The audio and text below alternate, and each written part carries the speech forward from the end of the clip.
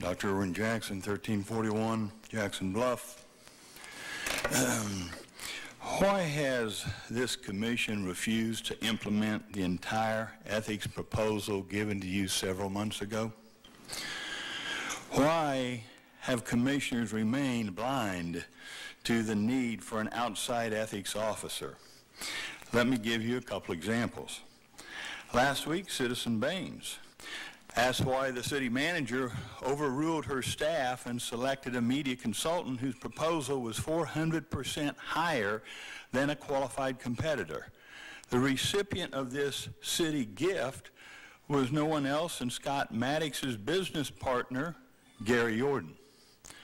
We need an outside ethics officer. Citizen Brown asked this commission to explain why $17,000 was spent installing a private entrance to the mayor's office at the request of then Mayor Scott Maddox. I've heard of the federal government paying $5,000 for a toilet seat, but $17,000 for an interior door that I install for $200 has to be questioned. We need an outside ethics officer. Scott Maddox has repeatedly left the dais so he could hide his business relationship with the McKibben Hotel Group. Scott, Ethics Form 8B, right here, and I'm going to give you a copy, requires you to, quote, publicly state the nature of your interest in the measure on which you are abstaining prior to the vote, not 8 or 10 or a year later. Scott, you have violated state law since you first walked on this issue back in April 24, 2013, and you're right, we do need an outside ethics officer. On September 25, 2013, in response to my questioning, City Attorney Shelley attacked my credibility of my statements and concluded that Scott, in fact, does not have a conflict. However, Scott admitted February 12, 2014, that he, in fact, does have a conflict of interest.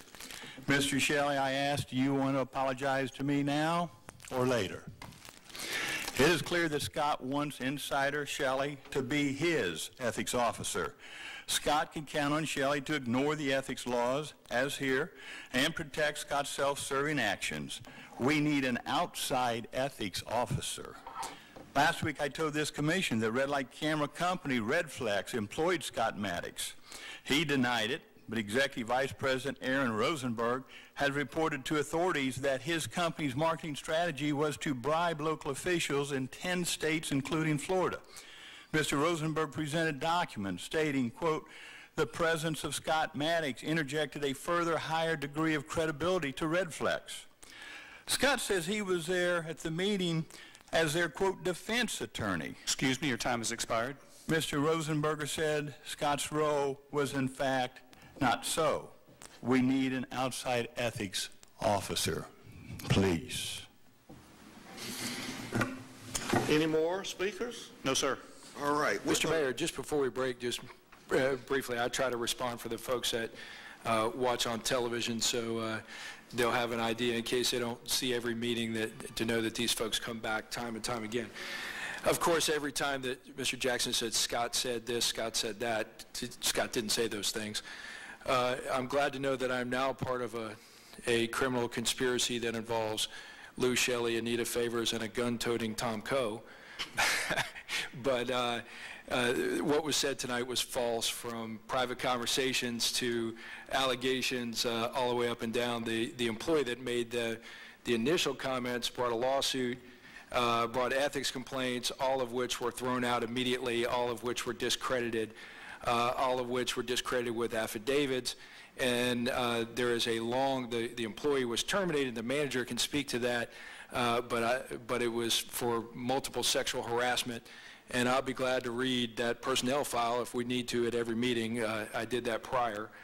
But unfortunately, we're going to hear from folks like this time and time again. It's hurtful to everybody when you hear wild accusations, but I think that the public takes them for exactly what they are.